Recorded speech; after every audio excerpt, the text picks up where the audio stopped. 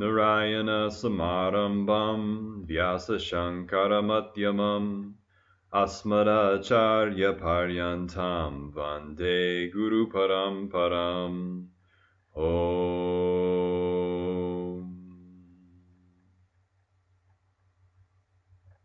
Vasudevendra Yogindram Natva Jnana Pradam Gurum Mumukshunam Hitartaya Tattva Bodha Vidiyate.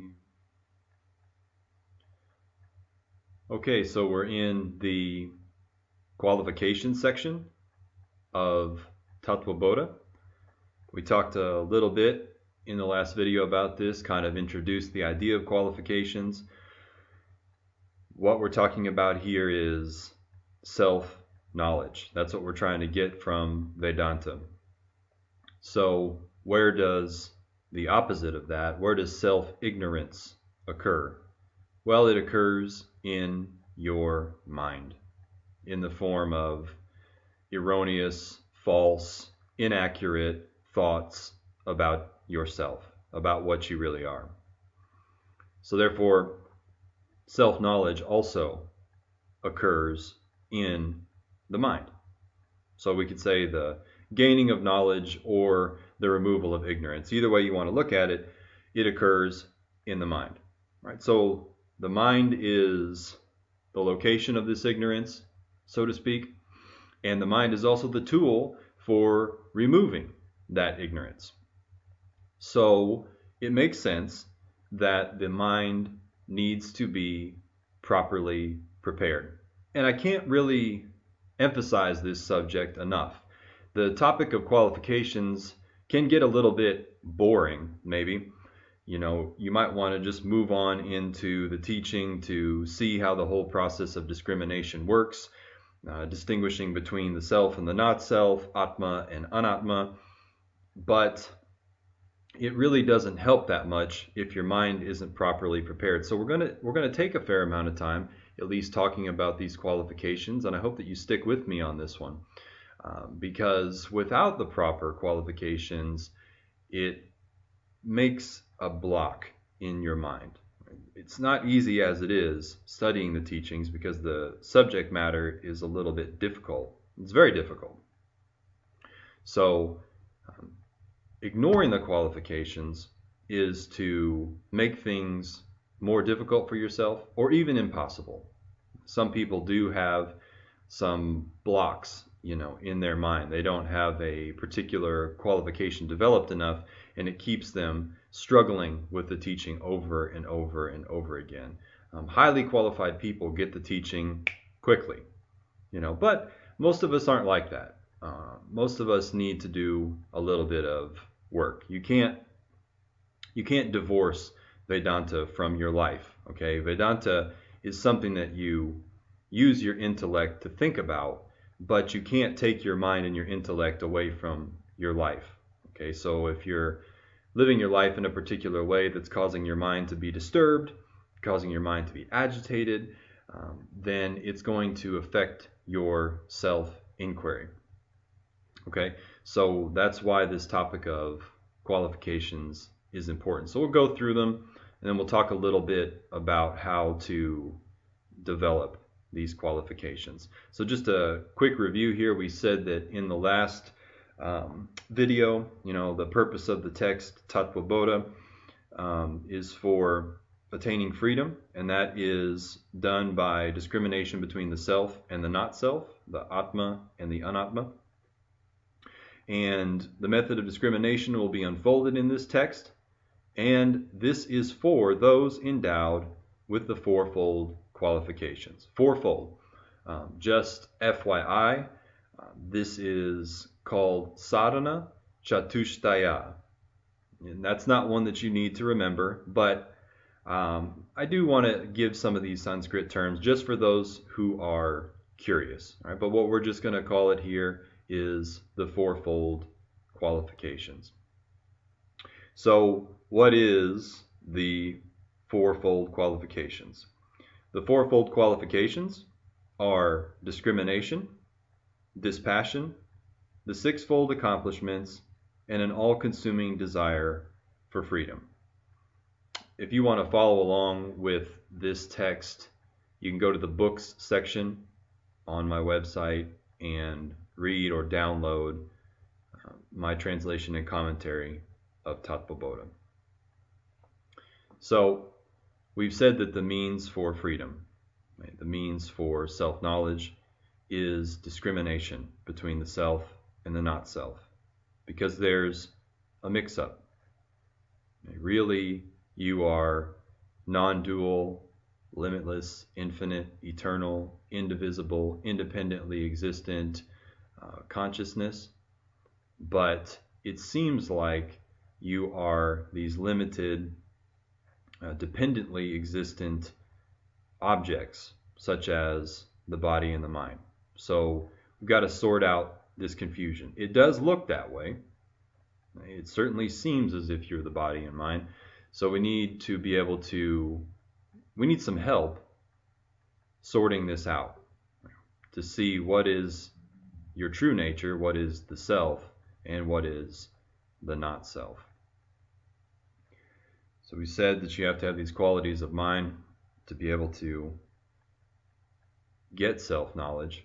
And the first qualification is discrimination. Okay, we say, hey, discrimination is the means, so you've got to be able to discriminate. As I mentioned, discrimination does not mean treating someone unfairly based on their gender, race, or religion, or social status.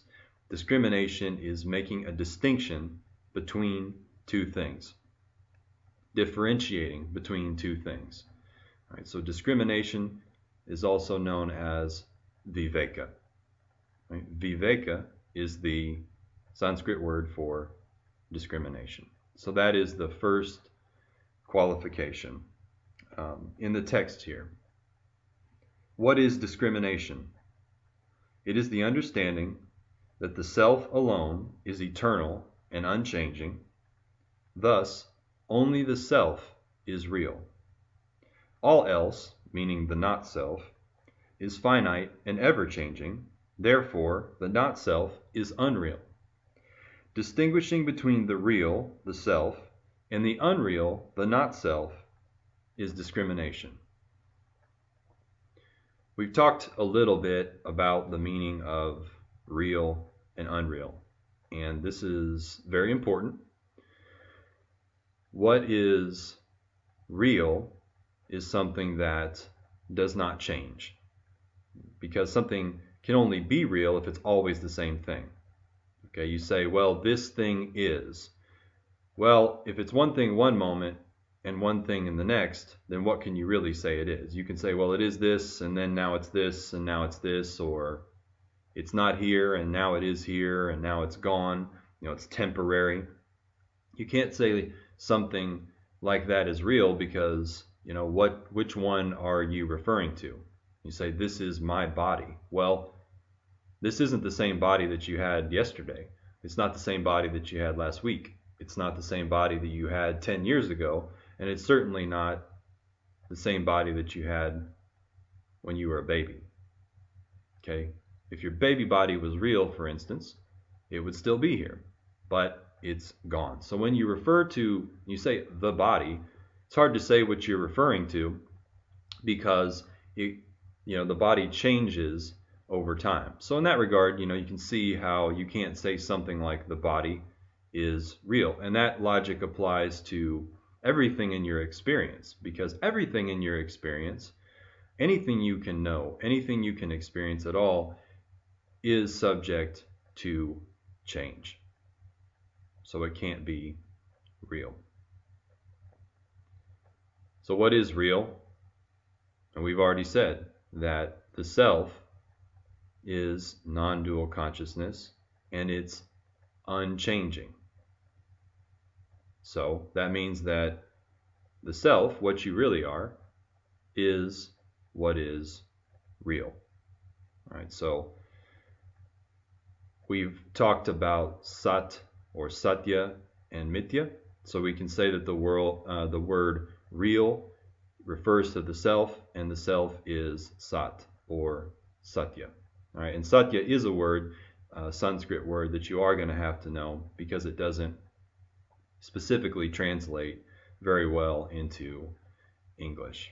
All right, so discrimination is saying, okay, well, we know that the self is real. The self is Satya. In the actual Sanskrit, they're saying it's nitya nitya vastu viveka. All right, so viveka, discrimination between what is nitya and anitya. Nitya means eternal. Okay, so again, we've said that the self is eternal. So this word is also referring to the self. All right, the implication being that something that's eternal always was, always is, and always will be. All right, it doesn't have a beginning. It doesn't change while it exists, and it doesn't have an end. Because naturally, anything that's real couldn't have been non-existent at one point or unmanifest at one point, and then suddenly existent or manifest, and then unmanifest again. Right? When we talk about objects, when we talk about what we know or experience, that is all anitya or non-eternal, impermanent. Because what? Everything that we experience is not there at one point, then it's there, an object in our experience, and then it goes away again. So what we're doing here is we're learning to make that distinction between what is satya or what is nitya, right, eternal, versus what is mithya or non-eternal or impermanent. And that is what discrimination is. And then actually we'll be talking about this as we go through the whole text, because the whole text is set up to show you how to properly discriminate. Okay, so if we want to get self-knowledge, and one of the qualifications is the ability to discriminate. And as I said before, discrimination or applying what you learned from this teaching has to go on a moment-to-moment basis. Right? There is self-ignorance is persistent in the mind, right? And it comes at you from all kinds of different angles. Maybe you resolve one doubt and then another kind of doubt comes. And so you have to always be watching. You have to always be on guard for these self-ignorant thoughts, and you have to analyze them and resolve them using the knowledge. Right? To be able to do that on a consistent basis requires a particular kind of mind, a mind that's clear, a mind that's calm, a mind that's free of excessive distractions, excessive fears, excessive desires. It's not to say you'll never have these things, but when you have too many, then what? You're trying to bring your attention on discriminating between what is real and what is unreal, what is the self and what is the not self, and then your attention is drawn away to something that you want, or your attention is drawn to something that you fear, or your mind is disturbed by anger or depression or any kind of other negative emotion. And when that happens, what? You can't keep your attention on discriminating, and then it's worthless. All right, so you have to have this ability to discriminate if you want self-knowledge. All right, so that's the first qualification, discrimination, distinguishing between the self and the not self, distinguishing between what is eternal and what is impermanent, non-eternal. Viveka, just for those who want to know. The second qualification is dispassion or vairagya, sometimes viraga or vairagya, right? And raga kind of means attachment, or can mean something like a like or an attraction to something. So you're saying without that, without excessive amounts of attachment to these things. The verse here says, what is dispassion? It is the understanding that the results of all actions are temporary because they're conditioned by time. Thus, they cannot grant permanent freedom from the sense of personal limitation and lack, which is what you are truly seeking, not the results of your actions themselves. When this is understood, objectivity and indifference arise regarding the results of your actions. While you may still perform action for the sake of certain results, you are freed from excessive concern and longing for them. This is dispassion. Dispassion is an important one, and it's often misunderstood. Now, right off the bat, a lot of the times people take dispassion to mean that you don't care. It says indifference. Indifference is taken to be a negative thing, especially in our society. We praise and love passion. We're passionate people. We have to have passion for the things that we want. So when we say dispassion, it sounds negative. It sounds like something where people say, I don't care, whatever. It's not a whatever attitude, because nobody does an action with no particular result in mind. That's kind of pointless, isn't it? It's not as if you get up in the morning and your wife says to you as you're standing there at the stove making some food, "What are you doing?" "Oh, whatever, nothing. I don't know." Well, you're making breakfast, aren't you? It's like, well, yeah, I guess so. Okay. It's not as if you're just sitting there doing the actions for no particular reason, and it's not as if you just don't care what happens. It's not like you start making some pancakes and you don't care whether they get finished or not, or you just you have no intention of cooking them correctly. It's like if you burn them or set them on fire and burn them black, it's like, it doesn't matter to you. It isn't like that. No one does any kind of action with absolutely no intention of getting a particular result or not caring about it. We're here doing the action of self-inquiry, right?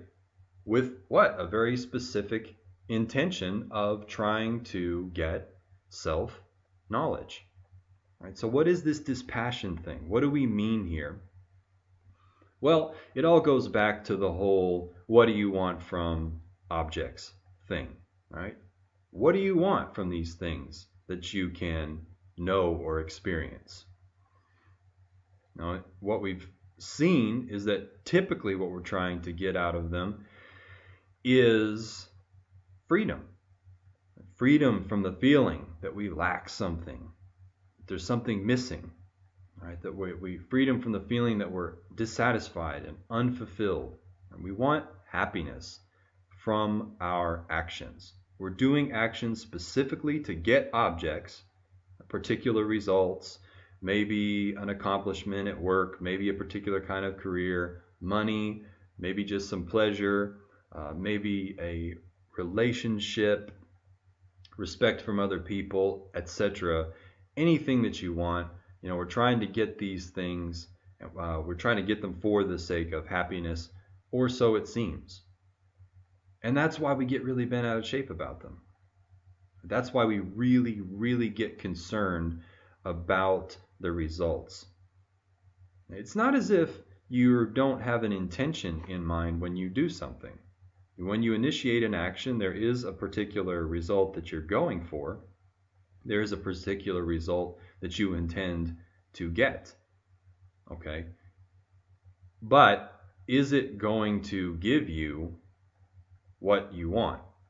Is it going to give you permanent freedom? Is it going to really give you the happiness that you're seeking? Well, no. Because even if happiness was in the objects, it isn't, but we're just saying, even if it were, then all of the results of your actions anyway are limited by time. They're all temporary, okay? So no matter what happens from your actions, no matter what results are going to come from your actions, even if they're good, they're going to be temporary. So, that being the case, since that's a fact that everything that you do yields a limited result, then there's no sense in being overly attached to those results, because they can't really give you what you want in the first place. And so it's the understanding that, hey, I can't get what I really want out of these actions. Not truly. And even when what I get from out of what I want makes me feel good, it's only temporary. So I don't need to get too worried about it. I don't need to get too bent out of shape about it. There's no real reason for that. Okay, so it's okay to intend to do a certain thing, but it's the anxiety that comes from worrying about what is going to come from that. We're so tied up in those results because we really are trying to get happiness out of them. And so that's why we really worry about whether it's going to turn out the way that we want to or not. So when we can see that you can't even get that result out of your actions, then you can kind of relax about it. You say, okay, I just do what I'm going to do. I got to take care of the things I need to take care of. I'm going to go to work. I'm going to take care of my family, spend time with my kids. I'm going to try to undertake some projects that need to be done, etc. But I don't have to be so attached to the results. They just are what they are. I can appreciate them for what they are, but I don't have to get all tangled up in them. Like magic is not real. Okay, we know magic isn't real, but it doesn't mean that we can't go to a magic show and enjoy the show for what it is. Right? So what we're saying here is we know that the results of our actions don't yield permanent results. We know that they're not even actually truly independently existent. We know they're not truly real. But knowing that, we can just do the action and appreciate whatever comes for whatever it is and not have all the anxiety. And everybody wants to be free of that anxiety. Modern society is all about reducing anxiety, reducing stress, whether that's through exercise or spiritual practice or taking pharmaceutical medication. It's all about reducing this anxiety. So when we look at the results of our actions in this way, it reduces that anxiety. You become objective about the results. You become indifferent to them, meaning that you don't have this particular attachment or clinging, unnecessary clinging to these things. Right?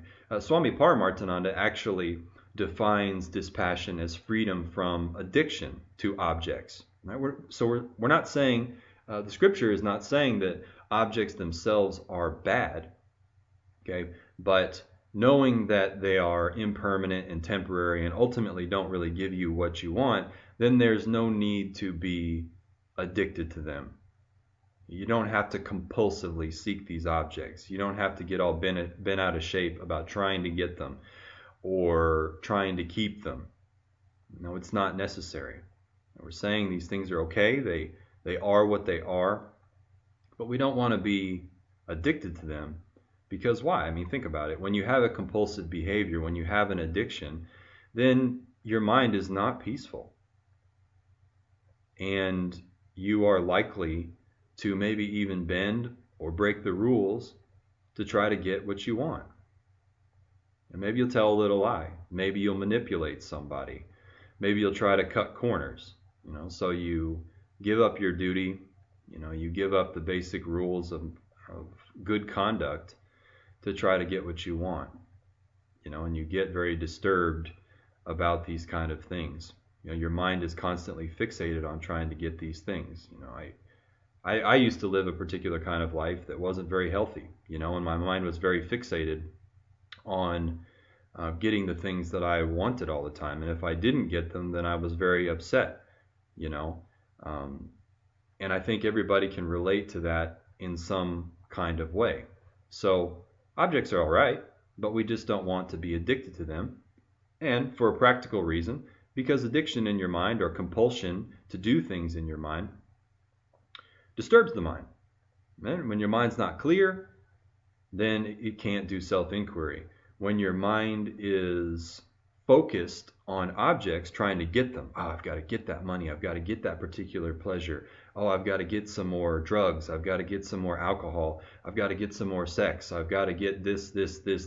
Your mind is constantly dwelling on objects, and it's not able to focus and inquire into the subject. So it's a very practical reason. This isn't exactly a lesson on morality. It's just a lesson on practicality. And the final thing about this, probably the last point that we'll cover here on dispassion, because it's very important, is that, we can see that the results of our actions are temporary, and because of that, we cannot be so attached to them. But if we kind of look at the situation, we can also see how the results of our actions are not up to us. We don't have any direct control over what happens when we do things. We have a certain degree of control over how we initiate an action, how we do it, how well we do it, when we do it, and how efficiently we do it. We do have a certain amount of control in that regard. But if you look at it, when you do something, you perform the action, you put it out there, sometimes you get what you want, sometimes you don't get what you want, sometimes you kind of get something that you didn't want or that you didn't not want, or sometimes you get something you're just kind of indifferent to altogether. Right? And that's, looking at your own experience, you can see that that's true. Even when you do something completely correctly, to the best of your ability. Say you have a job interview. You need to be there at 8 a.m. You need to have your CV, your resume, right? You need to show up in the proper attire, wearing the right clothes, etc. Right? And that's what you do. All right, you get your resume typed up, you buy a nice suit, you make sure to take a shower, brush your teeth, wash your hair, do all that kind of thing. You get there on time, you hand the person your resume, you give a great interview. Everything that you've done has been not only correct, but it's also been done at the correct time and to the best of your ability. Now, does that mean that you're going to get the job? No, it does not. Okay? It's not exactly up to you.